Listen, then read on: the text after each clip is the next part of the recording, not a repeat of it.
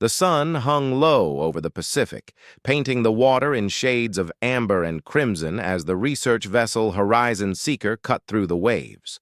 Dr. Riley Quinn stood on the deck, salt spray misting her face, her eyes fixed on the sonar readings displayed on the tablet in her hands. For 3 years, she'd been tracking anomalies in this remote region, following fragmentary reports and declassified military documents that hinted at something impossible.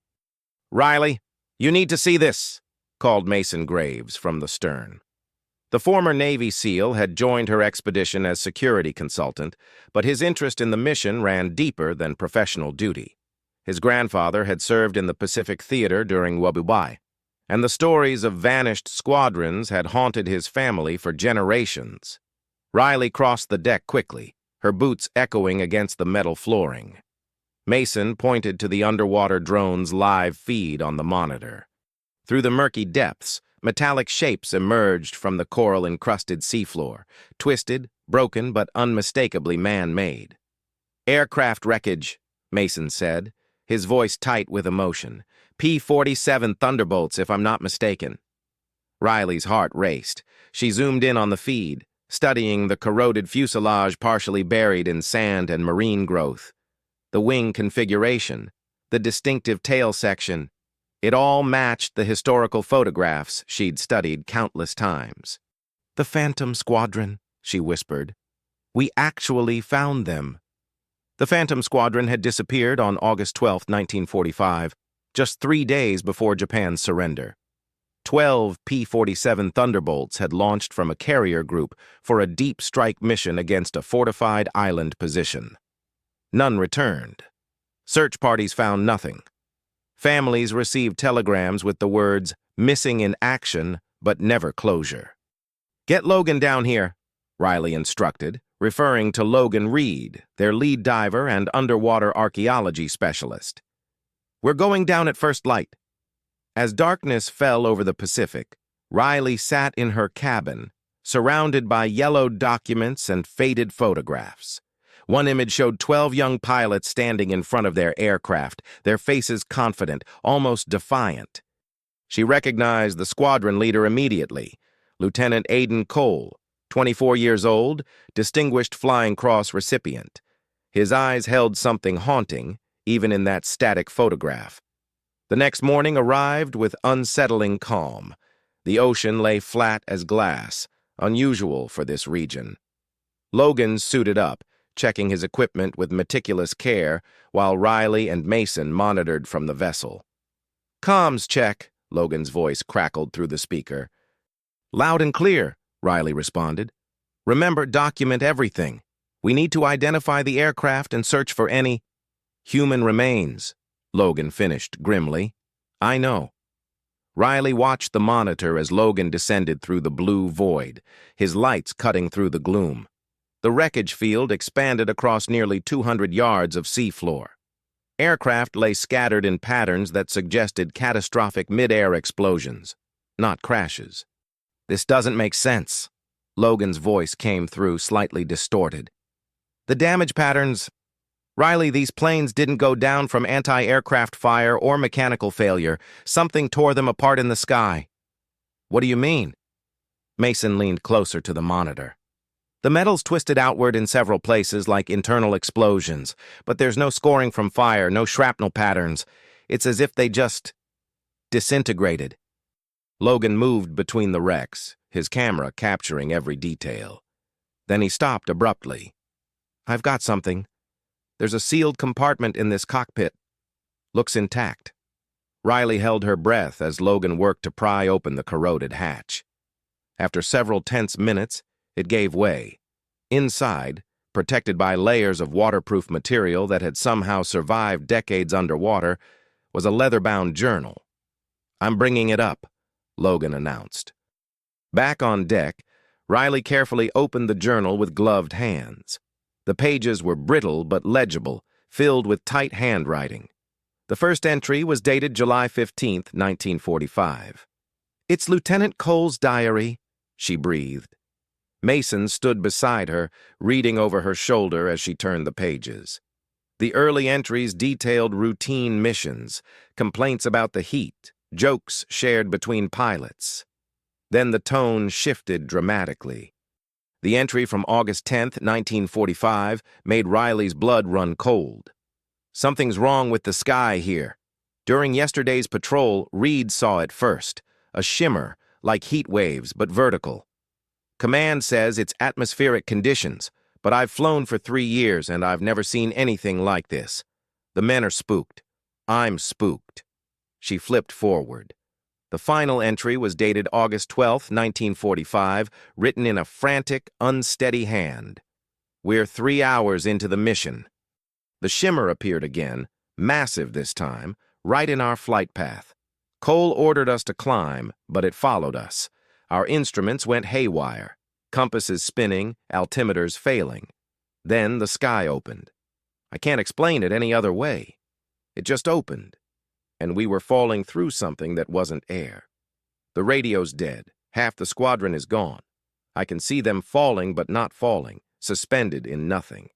The sky claimed us all. The entry ended there, mid-sentence, the pen trailing off the page. Mason's face had gone pale. "Riley, what the hell does that mean?" Before she could answer, the ship's communication system crackled to life. "Dr. Quinn, this is the USS Fitzgerald. We're tracking your position. You are ordered to cease all operations and prepare for boarding." Riley exchanged a glance with Mason. They hadn't notified the Navy about this expedition's exact location. "How did they know we're here?" she asked quietly. Mason's jaw tightened. "Someone's been watching us. The question is, how long?" The USS Fitzgerald arrived within 2 hours, its massive gray hull dwarfing the Horizon Seeker. Riley stood on deck, arms crossed, as a contingent of naval officers and 2 civilians in dark suits boarded her vessel. The lead officer, Commander Dana Steele, carried herself with military precision, her eyes scanning the research ship with professional assessment. "Dr. Quinn, I'm Commander Steele. This is Agent Tyler Shaw and Agent Harper Lane from Naval Intelligence," she said, gesturing to the suited figures. "We need to discuss your recent discovery." "With all due respect, Commander, this is a civilian research expedition operating in international waters," Riley replied, keeping her voice steady despite the anxiety building in her chest. "We're not obligated to report our findings to military authorities." Agent Shaw stepped forward, his expression neutral but his eyes sharp.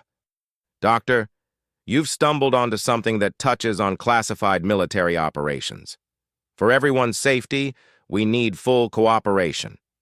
Mason positioned himself beside Riley, his SEAL training evident in his subtle defensive posture. "Classified operations from 80 years ago? What could possibly still be classified?" "That's precisely what we need to determine," Commander Steele interjected. "We're not here to confiscate your research, Dr. Quinn. We're here because your discovery may have implications beyond historical interest." Agent Lane, who had remained silent, spoke up. Her voice was calm, but carried authority. 3 other expeditions have searched this region in the past 40 years. 2 experienced equipment failures and withdrew. The third, she paused, choosing her words carefully, encountered anomalies they couldn't explain and chose not to publish their findings. Riley felt a chill despite the tropical heat. "What kind of anomalies?" "May we see what you've recovered?" Commander Steele asked, effectively deflecting the question. Reluctantly, Riley led them to the research lab where Aiden Cole's diary lay on the examination table, still open to the final entry. She watched as the 3 officials read the passage, their faces betraying nothing. Agent Shaw photographed the pages with a specialized camera, then turned to Riley. "Have you found any other documents or artifacts?" "We've only conducted 1 dive," Riley said. "But there are at least 8 more aircraft down there. We were planning systematic recovery operations." "Those operations are now suspended," Commander Steele announced. "This site is being declared a war grave. No further diving is authorized." "You can't do that!" Riley protested. "Those pilots' families deserve answers. They deserve closure." "And they'll get it," Agent Lane said, her tone softening slightly. "Through proper military channels. Dr. Quinn, I understand your frustration, but there are protocols for handling military remains and classified crash sites." Mason spoke up, his voice hard. "What aren't you telling us? That diary describes something impossible. You read the same words we did. The sky opened. What does that mean?" The three officials exchanged glances. Finally, Commander Steele made a decision. "Come with us to the wardroom. There's something you need to understand about the Phantom Squadron." On the USS Fitzgerald, in a secure conference room, Agent Shaw opened a briefcase and withdrew a slim file folder marked with multiple classification stamps. "What I'm about to share is being declassified as we speak, given your discovery. In 1945, the Phantom Squadron was not on a routine strike mission. They were investigating reports of unusual atmospheric phenomena in this region, phenomena that had already caused the loss of 2 reconnaissance aircraft." He laid out photographs on the table, grainy, black and white images showing strange distortions in the sky, vertical bands of disturbance that resembled nothing natural. Navy pilots reported these anomalies throughout late 1944 and early 1945. Some called them sky tears. Others used less scientific terms. What mattered was that aircraft encountering them experienced instrument failure, disorientation, and in several cases, complete disappearance. "You're describing the Bermuda Triangle," Mason said skeptically. "That's mythology, not science." "The Bermuda Triangle mythology was born from real incidents exaggerated over time," Agent Lane countered. "But certain regions of the Pacific showed similar patterns. The military studied them extensively during the war. The Phantom Squadron was supposed to document these anomalies, not engage them." Riley studied the photographs, her scientific mind racing. "These look like atmospheric lensing effects, possibly caused by extreme temperature inversions or something we still don't understand," Commander Steele interrupted. "Dr. Quinn, in the 70 years since the war, we've had sporadic reports of similar phenomena in this exact region. Modern instruments detect magnetic anomalies, gravitational fluctuations that shouldn't exist. 3 years ago, a commercial airliner reported severe turbulence and instrument failure while crossing this area. They changed their route permanently." Agent Shaw pulled out another document. "Yesterday, our satellites detected unusual electromagnetic readings emanating from the wreck site. They spiked when your diver opened Lieutenant Cole's cockpit." Riley's breath caught. "That's impossible. Opening a sealed compartment underwater couldn't generate electromagnetic, yet it did," Shaw said flatly, "which is why we're here. Whatever happened to the Phantom Squadron, there may be residual effects. Effects we need to understand before anyone else goes down there." Mason leaned back in his chair, processing the information. "So what happens now? You seal off the site and bury the truth for another 80 years? "No," Commander Steele said firmly. "We investigate properly. With the right equipment, the right team, and the right precautions." She turned to Riley. "Dr. Quinn, we want you to continue your work, but under Navy supervision and with full support. You've earned that much through your years of research." Riley looked at the diary entry photograph Shaw had taken, at Aiden Cole's desperate handwriting. 12 pilots had vanished into something inexplicable, and their families had lived with uncertainty for decades. "I want full access to all military records related to the Phantom Squadron," she said. "No redactions, no restricted sections. If I'm risking my team down there, I need to know everything you know." Agent Lane smiled slightly. "Deal. But Dr. Quinn, understand this. What you're about to learn may raise more questions than answers." 5 days later, Riley stood on the deck of a larger research vessel, the Pacific Explorer, commissioned by the Navy specifically for this operation. The crew had expanded to include military divers, specialized equipment operators, and a team of scientists from various disciplines. Logan was briefing the dive team, while Mason coordinated security protocols with Commander Steele's personnel. Riley had spent those 5 days buried in declassified files, reading reports that chilled her to the bone. The Phantom Squadron wasn't the first disappearance.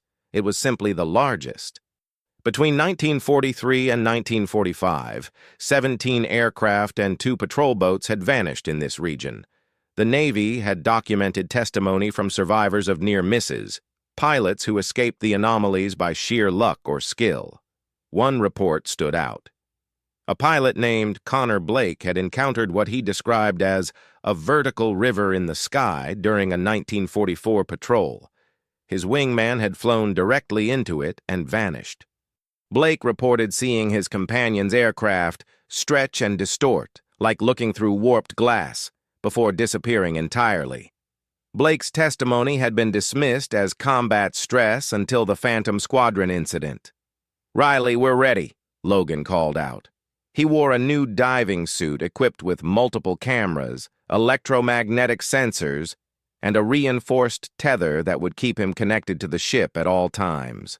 2 Navy divers would accompany him. "Remember the protocols," Riley reminded him. "If you experience any disorientation, unusual readings, or visual distortions, you surface immediately. No heroics." Logan grinned, but it didn't reach his eyes. "After reading those files you shared? Trust me, I'm not taking chances." The dive team descended into the blue. Riley monitored multiple screens showing their camera feeds, sensor data, and vital signs. Beside her, Agent Shaw watched silently, his expression unreadable. "Reaching the wreck site," Logan's voice came through clearly. "Visibility is good. Beginning systematic documentation of Aircraft 7. Tail number visible 472389. Riley cross-referenced her database. "That's Lieutenant Ethan Ward's plane. He was Aiden Cole's wingman." Logan moved carefully around the wreckage, his lights revealing the extensive damage. The aircraft had been torn apart with tremendous force, yet certain sections remained oddly intact. "I'm seeing the same pattern as before. Outward explosion, no fire damage. It's like the plane was ripped apart from the inside by pressure." One of the Navy divers, whose name tag read Vance, called out, "We've got another sealed compartment here. Looks like a storage locker." "Proceed with caution," Riley instructed, remembering the electromagnetic spike from the previous dive. As Vance worked to open the compartment, the sensor readings on Riley's screen began fluctuating. "Logan, I'm seeing anomalies in the electromagnetic field. Very subtle, but definitely there." "I feel it," Logan replied, his voice tight. "The water feels different. Denser, maybe? Or wait." The camera feeds showed it simultaneously, a shimmer in the water, like heat distortion, but the temperature readings showed no change. It was barely visible, a subtle warping of the image that made Riley's eyes hurt to focus on. "Surface now," Commander Steele ordered sharply. "All divers, emergency ascent." But before they could respond, the shimmer intensified. Through Logan's camera, Riley watched in horror as the distortion expanded, moving through the water like a living thing. It passed through one of the Navy divers, and he screamed. "Carter, talk to me!" Vance shouted. Carter's vital signs spiked wildly on the monitors. His camera feed showed his hands in front of his mask, but they looked wrong, the image stuttering as if he was flickering between moments in time. "Get him out of there!" Mason barked, already moving toward the dive deployment system. Logan grabbed Carter, pulling him away from the wreckage. The moment they moved beyond the shimmer's boundary, Carter's vital signs stabilized, his camera feed normalized. "I'm okay," Carter gasped. "But that was... I saw things, felt things. Like I was in 2 places at once." The dive team surfaced rapidly but safely, following emergency protocols. As they were hauled aboard, Riley noticed something that made her breath catch. Carter's diving suit showed signs of wear that hadn't been there before. Scratches, discoloration, as if he'd been down there for weeks instead of minutes. In the medical bay, Carter sat on an examination table while the ship's doctor checked him over. Riley and the others crowded around as he tried to explain what he'd experienced. When that shimmer passed through me, I felt split, Carter said, struggling for words, like I was experiencing multiple timelines simultaneously. I saw the ocean floor, but I also saw the sky. I saw the wreckage, but I also saw those planes flying, intact, whole, with pilots inside. He looked at Riley with haunted eyes. Dr. Quinn, I saw Lieutenant Cole. He was looking right at me, and his lips were moving like he was trying to tell me something. Agent Shaw leaned forward. What was he saying? I couldn't hear him, but I could read his lips. He kept repeating 3 words. Don't find us. A heavy silence fell over the medical bay. Riley felt the implications crashing over her like a wave. He doesn't want to be found, she whispered. But why? Mason spoke up, his voice grim. Maybe because finding them means confronting whatever took them. And maybe that thing is still here.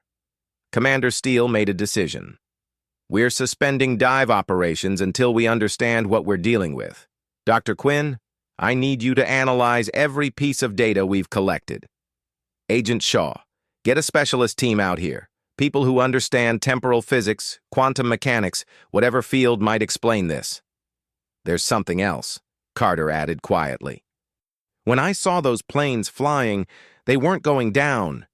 They were going up, climbing desperately, trying to escape something below them. Whatever took the Phantom Squadron, it came from beneath them, not above. Riley thought about Aiden Cole's final diary entry. He wrote that the sky opened. But maybe he had it backwards. Maybe it was the ocean, or something using the ocean, that reached up and pulled them down.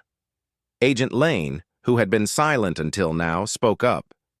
There's a classified Navy project that studied similar phenomena during the Cold War. Project Threshold.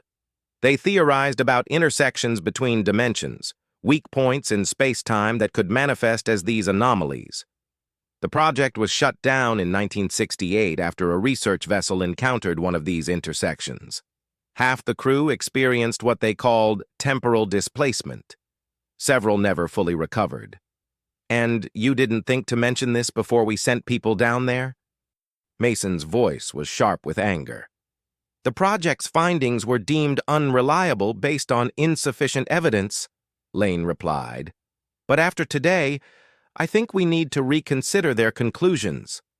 Riley looked out the porthole at the calm Pacific waters, knowing that beneath that serene surface lay something that defied explanation. 12 pilots had encountered it in 1945, and one of them had left a warning in his final moments. The sky claimed us all, but now Riley understood. It wasn't the sky at all. It was something far stranger and far more terrifying, and somehow it was still active, still waiting in the depths where the Phantom Squadron had fallen.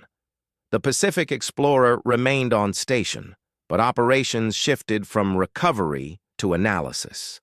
Riley worked around the clock, poring over sensor data, historical records, and the new information Agent Lane had provided about Project Threshold. The wardroom had been converted into a makeshift research center, walls covered with charts, timelines, and photographs. Look at this, Riley said to Mason and Logan, who had joined her after the 3rd night of minimal sleep. She pointed to a map where she'd marked every reported anomaly in the region since 1940. They're not random. There's a pattern, a cycle. The incidents clustered in groups, separated by periods of years. August 1943, 7 disappearances. August 1945, the Phantom Squadron. August 1962, a fishing vessel. August 1978, a commercial aircraft that survived but reported severe instrument failure. She turned to them, her eyes bright with exhaustion and excitement. They happen in August, specifically mid-August, roughly every 15 to 20 years. Logan studied the map. That's way too specific to be coincidence, but what could cause a phenomenon to repeat on that schedule? Astronomical alignments, maybe, Mason suggested. Or geological activity. Didn't you say the sensors detected magnetic and gravitational anomalies? Yes, but those don't explain the temporal aspects, what Carter experienced, what the Project Threshold crew reported. Riley pulled up a document on her laptop. Agent Lane sent me this last night. It's from a physicist who worked on Threshold, Dr. Jordan Cross. He's still alive, living in Seattle. He theorized that these intersections are caused by convergence, points where gravitational, magnetic, and quantum forces align in specific ways. She displayed a complex diagram. According to Cross, if such a convergence occurred, it could create what he called a temporal eddy, a pocket where space-time becomes unstable. Objects entering it wouldn't just disappear, they'd become trapped between moments, existing in a state of quantum superposition. English, please, Mason said, though his expression showed he was following the implications. The Phantom Squadron might not be dead, Riley said quietly. They might be trapped in the moment of their disappearance, experiencing it over and over. That's why Carter saw them still flying. That's why Cole's warning said, "Don't find us," because finding them means entering that eddy. Logan sat back heavily. That's why the wreckage shows signs of impact trauma, but the pilot's remains haven't decomposed normally. I found tissue samples that the Navy lab analyzed. They're preserved in a way that makes no biological sense, as if time stopped for them at the moment of death. Or as if they're not completely dead, Riley added. Not in any conventional sense. A knock on the door interrupted them. Commander Steele entered, followed by Agent Shaw and an older man with silver hair and intense eyes. Dr. Quinn, this is Dr. Jordan Cross. I thought you'd want to meet him. Cross shook Riley's hand, his grip firm despite his age. Commander Steele showed me your analysis. It's remarkably close to conclusions I reached 40 years ago, before the Navy decided I was too unorthodox. He smiled without humor. I see you've identified the cycle. The August pattern, Riley confirmed. But I can't figure out why mid-August specifically. Cross moved to the map, studying it. Because that's when the convergence is strongest. I spent years researching astronomical data, tectonic activity, even solar cycles. The pattern emerges from a combination of factors: the Earth's position relative to the Sun, lunar gravitational effects, and something else. Something beneath the ocean floor in this specific region. What do you mean? Mason asked. There's a geological formation here, a massive deposit of magnetite and other ferromagnetic materials. It creates a natural magnetic anomaly. But during mid-August, every 15 to 20 years, when other factors align, this anomaly becomes active. Cross's expression darkened. It doesn't just affect magnetic fields, it affects the fundamental structure of space-time in the area above it. Agent Shaw interjected. Dr. Cross has agreed to help us understand and potentially stabilize the anomaly. But we're facing a time constraint. Let me guess, Riley said. We're in mid-August right now. August 14th, Commander Steele confirmed. According to Cross's calculations, if the cycle holds, we're 2 days away from peak convergence. And when that happens, the eddy will manifest again, Cross finished. Stronger than it has in years because we've disturbed the wreck site. We've essentially rung a bell that's been silent for decades. Logan stood up abruptly. You're saying we triggered this? Our diving operations activated it? Exacerbated it, Cross corrected. The cycle was coming anyway. But yes, opening sealed compartments, disturbing the wreckage. It's like poking a sleeping bear. The temporal eddy maintains itself partly through the quantum states of the objects trapped within it. By interacting with those objects, you've created new entanglements. Riley felt a chill. Carter. When the shimmer passed through him, he became entangled with the eddy. Precisely, Cross said grimly. Which means he's now a potential anchor point. If the convergence manifests and he's near the site, he could be pulled in completely. Mason immediately reached for his radio. We need to get Carter off this ship, now. Already arranged, Commander Steele said. A helicopter evacuated him and 3 other crew members an hour ago. They're at a Navy facility in Guam undergoing observation. Cross approached the map, tracing a circle around the wreck site. The convergence will affect an area roughly 5 miles in diameter. Any vessel within that range during peak manifestation will experience the same phenomena the Phantom Squadron encountered. We need to evacuate all ships and aircraft from this region. Or we need to stop it, Riley said. Everyone turned to look at her. You said the eddy maintains itself through quantum entanglement with the trapped objects. What if we could collapse that entanglement, break the connection? Cross's eyes widened. Theoretically possible, but incredibly dangerous. You'd need to introduce a massive quantum decoherence event at the exact moment of peak convergence. The energy required would be substantial, Agent Shaw finished, but achievable. We have assets that could deliver that kind of directed energy pulse. Mason looked between them. You're talking about weapons, naval weapons. I'm talking about an electromagnetic pulse device, Shaw clarified, powerful enough to disrupt the quantum states maintaining the eddy. If timed correctly, it could collapse the anomaly permanently. And if timed incorrectly? Logan asked. Cross answered bluntly.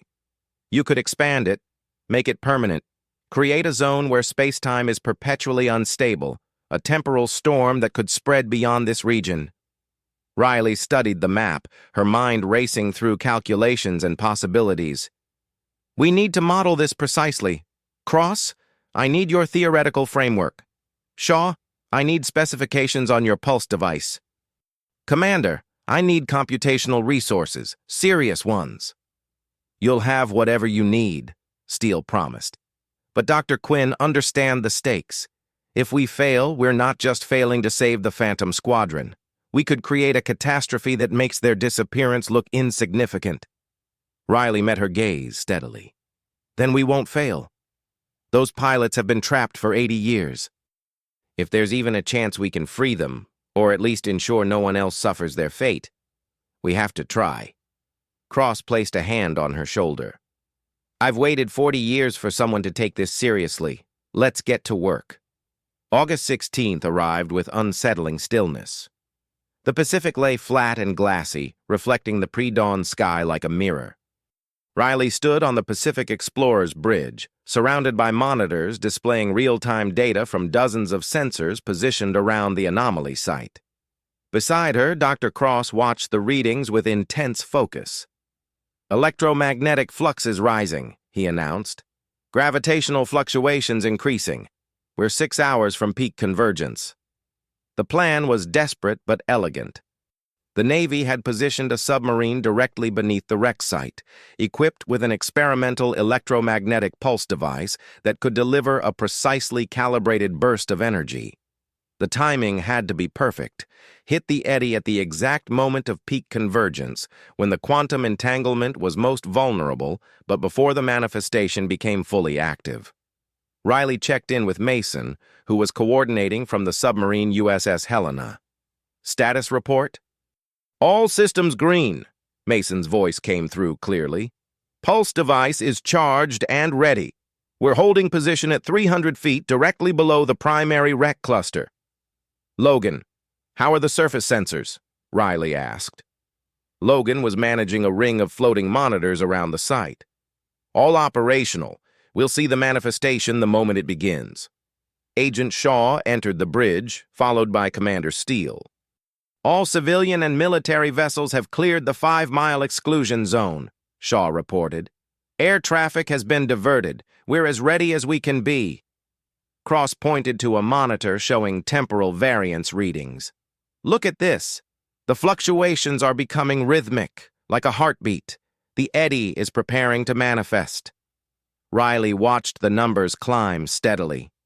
3 hours, 2 hours.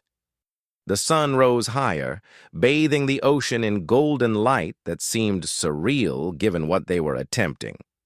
At 1 hour to convergence, the ocean began to change. The flat surface started showing peculiar patterns, geometric ripples that moved against the wind, forming and dissolving in ways that hurt to watch. Visual anomalies confirmed, Logan called out. The shimmer is appearing, same as before, but more extensive. Through the camera feeds, Riley could see it clearly now. A distortion in the air above the water, growing larger and more defined. It was beautiful and terrible, like looking at reality through cracked glass. 30 minutes, Cross said tensely. The quantum entanglement is approaching critical density. Riley's hands trembled as she gripped the console. Everything came down to the next half hour. Years of research, the fate of 12 pilots trapped in an impossible state, the safety of everyone who might encounter this anomaly in the future. It all balanced on the edge of a knife. 15 minutes. Temporal variance is spiking. We're seeing chronological displacement. Sensors are recording time at different rates in different parts of the field. Mason's voice crackled through the radio, distorted by interference. Riley, we're experiencing effects down here. The submarine's instruments are showing impossible readings. Our depth gauge says we're at 300 feet and 3 miles deep simultaneously. Hold position, Riley urged. We're almost there. 10 minutes. Visual manifestation is fully active. Riley, you need to see this. Cross pointed to the main display, which showed the camera feed from Logan's position. Above the ocean, the distortion had resolved into something almost solid, a vertical band of twisted space that rose from the water into the sky, and within it, barely visible, were shapes. Aircraft, flying in formation, caught mid-maneuver, their propellers frozen mid-spin. "My God," Commander Steele whispered. "The Phantom Squadron." Riley could see them clearly through the distortion, 12 P-47 Thunderbolts suspended in the moment of their disappearance. They looked solid and real, yet somehow translucent, as if they existed only partially in this reality. 5 minutes. Peak convergence approaching. Riley, make the call. Riley took a deep breath. This was it, the moment that would determine everything. She picked up the radio handset. Mason, on my mark, activate the pulse device.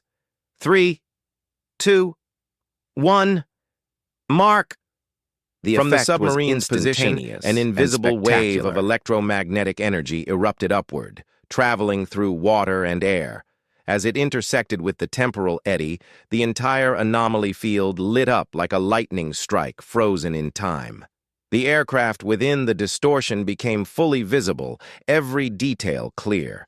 Riley could see the pilots in their cockpits, their faces locked in expressions of shock and determination. She could almost believe they were alive, truly alive, just unreachable across the barrier of broken time. For one eternal second, everything hung in perfect balance. Then the eddy collapsed. The aircraft didn't fall. They simply ceased to exist in that impossible state.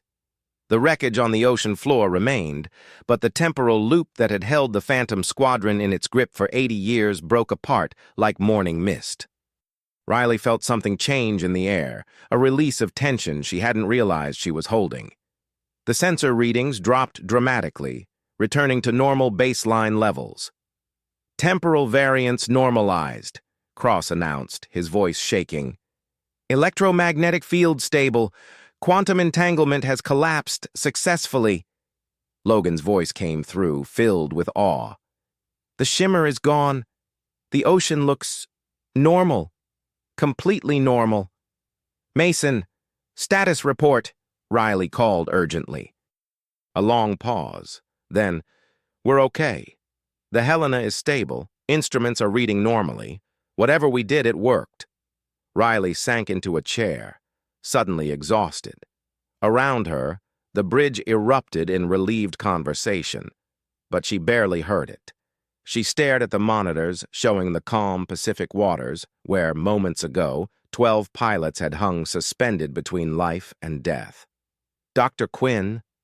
Cross stood beside her, his eyes wet with tears. You freed them. After all these years, you finally freed them. Did we? Riley asked quietly. We collapsed the temporal loop, but where did they go? Are they truly at peace, or did we just end their existence? We gave them what they never had, Cross replied. An ending, a resolution, For 80 years, they've been trapped in the moment of their death, unable to move forward or back. Now that cycle is broken. Whether there's an afterlife or just oblivion, at least they're no longer suspended in perpetual limbo. Agent Shaw approached, extending his hand. Dr. Quinn, on behalf of Naval Intelligence and the families of the Phantom Squadron, thank you. This mission was unprecedented, and the risks were enormous. You showed remarkable courage. We need to tell those families, Riley said firmly, the real story, not sanitized versions. They deserve to know what happened to their loved ones. Commander Steele nodded. Agreed. We'll work with you on preparing a full disclosure report. The classification on this incident is being lifted. The families, the public, they'll know the truth. Over the following days, dive teams recovered the remaining wreckage under carefully controlled conditions. Without the temporal anomaly maintaining the quantum entanglement, the aircraft showed normal signs of 80 years underwater. Corroded, broken, but explicable. They recovered personal effects, dog tags, photographs, wedding rings. Each item was catalogued with meticulous care, prepared for return to families who had waited a lifetime for closure. Riley found one more diary entry, this one from Lieutenant Cole's co-pilot, Ethan Ward. It had been stored in a different compartment, preserved by the same waterproof material. The entry was brief. If anyone finds this, know that we tried. We saw something impossible and tried to understand it. Maybe someday, someone will succeed where we failed. Tell our families we never stopped fighting. Tell them we never stopped trying to come home. 2 months later, Riley stood at Arlington National Cemetery, watching as 12 flag-draped caskets were interred with full military honors. The families were there, children now in their 80s, grandchildren, great-grandchildren, generations who had lived with an absence, a question mark where closure should have been. As the final salute was fired and taps echoed across the cemetery, Riley felt Mason's hand on her shoulder. Logan stood on her other side, all three of them witnesses to the end of a story that had begun in terror and confusion over the Pacific. Think they're really at peace? Logan asked quietly. Riley watched as family members approached the caskets, placing flowers and photographs, touching the wood as if trying to reach through to the men inside. I think they're finally free, she said. And maybe that's the closest any of us gets to peace. Dr. Cross had sent a letter, unable to attend, but grateful beyond words. In it, he wrote, "For 40 years, I carried the weight of knowing something impossible and being unable to prove it or stop it. You've lifted that burden not just from me, but from 12 pilots who deserved better than to be forgotten. The Phantom Squadron flew into the unknown and paid the ultimate price. Because of you, they've finally come home." As the ceremony concluded and families began to disperse, an elderly woman approached Riley. She introduced herself as Margaret Cole, Aiden Cole's younger sister, now 93 years old. "Thank you," Margaret said simply, her voice steady despite her tears. "I was 14 when Aiden disappeared. I spent my entire life wondering if he suffered, if he was afraid, if he knew we never stopped looking for him." She took Riley's hands in hers. "Now I know. He was brave until the very end. That's all I ever needed to hear." Riley hugged the elderly woman, feeling the weight of history and loss and finally, resolution. The Pacific had kept its secret for 80 years, holding the Phantom Squadron in its impossible grip. But mysteries, no matter how deep or strange, could be solved. Truth, no matter how buried, could be uncovered. As she left Arlington that day, Riley looked up at the clear blue sky and thought about Aiden Cole's final words.